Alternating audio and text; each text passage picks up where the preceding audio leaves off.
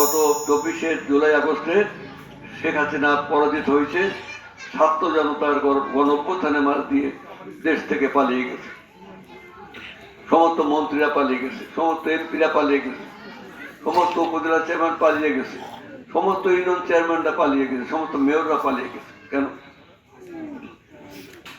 সরকারের পতন হয়েছিল, আমি মন্ত্রী ছিলাম, ওই আমি তো পালাইনি।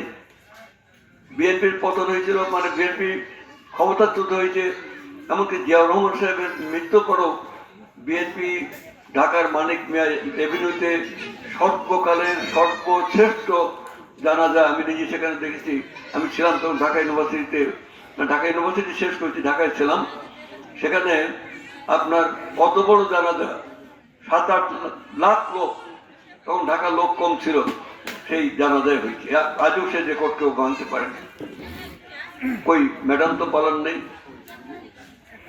জাতীয় পার্টি পতন হয়েছিল, এরশাদ সাহেব তো পালাইছিল না, আর মন্ত্রীরা তো পালায় নেই। তো এই যে এই দলটা সবসময় পালায় যায় কেন? কারণ এত সীমাহীন অন্যায়, অত্যাচার এবং লুণ্ঠন করেছে, দুর্নীতি করেছে।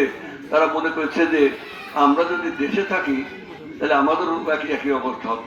তাহলে পাপ মানে বাপের ছাড়ে না, এবার পাপের কারণে তার গেছে। যাই হোক, এবার ভোট হবে প্রথম। ধানের শীষের প্রতি মানুষের যে ভালোবাসা, যে আবেগ, এই ধানের শীষ হলো শহীদ প্রেসিডেন্ট জিয়াউর রহমানের ধানের শীষ। যে জিয়া যদি 22 সাল ভেঙে আবার গণতন্ত্র চালনা করতে দেশে আর ভোট হতো না কোনোদিন, তত তাই চেয়েছিল। এক নেতা এক দেশ 22 সাল, তা তো গণতন্ত্র চায় নাই। তো জিয়াউর রহমানের ধানের শীষ, এবং এই ধানের শীষ বেগম জিয়ার হাতে, এই ধানের শীষ তারেক রহমানের হাতে, এই ধানের শীষ এই নির্বাচনে 278 জন বিএনপির নেতাদের হাতে দিয়ে আমাদের পাঠিয়েছে এলাকায়।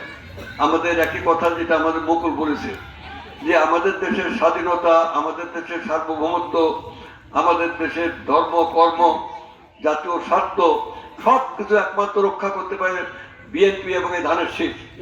অতএব এই ধানের শীষ মার্কায় ভোট মানে দেওয়ার ব্যাপারে কারো কোনো দ্বিধার সংকোচ নাই, যারা দেশকে ভালোবাসে।